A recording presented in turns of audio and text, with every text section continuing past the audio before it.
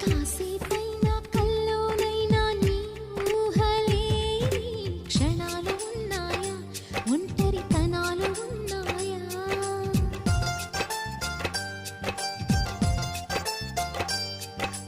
ఏం చేస్తున్నా ఎటు చూస్తున్నా ఈ రూపులోనే ప్రతిదీ చూస్తున్నా నిన్నే ప్రపంచమంటున్నా.